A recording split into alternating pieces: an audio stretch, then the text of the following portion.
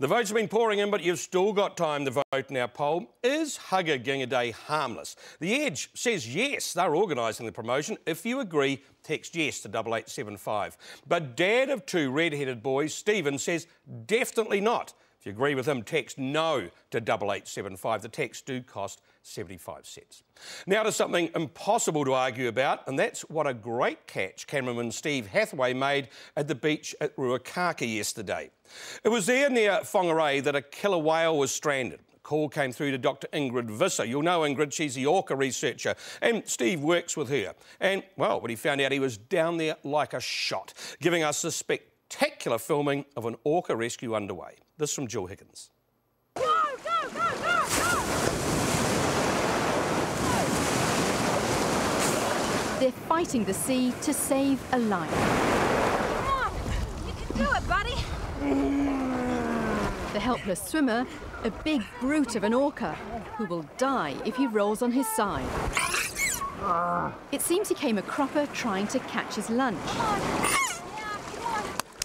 Coming really fast, surfing really close and along the surf line, so... Wow, and so it must have been chasing a stingray, chasing something, and it's gone up in the hard and got stuck. As orcas go, this one's a bit of a handful. This is Putita. We can tell it's him because he's got notches in his fin.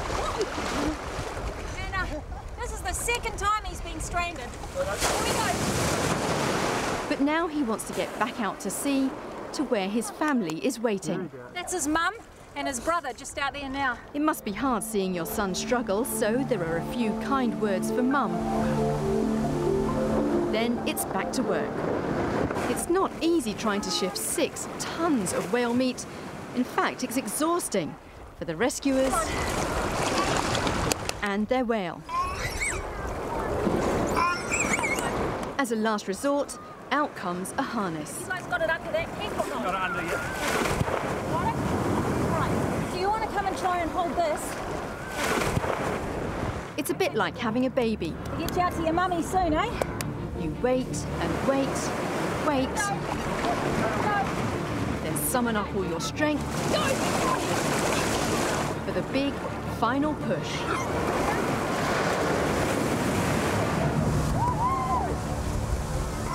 As soon as he was in deep enough water, he knew that he could help, and he was just going nuts. And so Mum collects her boy after a day at the seaside they'll never forget.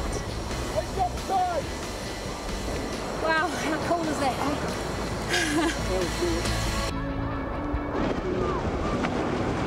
Indeed, how cool is that? Joining me now from Whangarei as ORCA researcher and orchestra leader, excuse the pun, Dr. Ingrid Visser.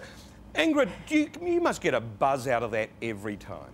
Oh, yeah, it's pretty amazing, Mark. I mean, even just watching the footage again after having been there, it's just, yeah, it's phenomenal. And this orca's a bit of a recidivist. He's done this before, isn't he? Yeah, he has, but he's not the only one. There's actually quite a few orca that have been stuck on the beach a few times, and, you know, it's a very, very high risk type of prey that they're hunting for. They're in very shallow waters, and I guess you could call it an occupational hazard. They don't learn from their mistakes. Yeah, they learn all right, absolutely. I mean, you can see he's sitting there calmly, he's timing it for when he can go.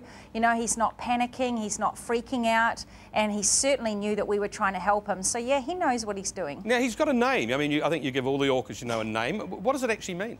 Putita, well, I guess I have to give you a little bit of history on it. When he stranded last time and he was rescued and released back out, he then went from group to group to group, and so every time I saw him, he was with a different group of orca.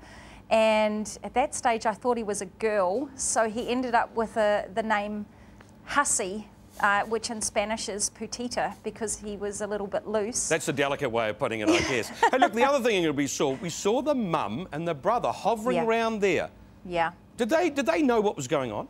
Oh yeah, they definitely knew. His mum Yin actually came in, and I didn't see it, I wasn't there at that stage, but the locals who were watching it told me that she actually got stuck coming in trying to help him, and then a big wave came and she managed to get back off again.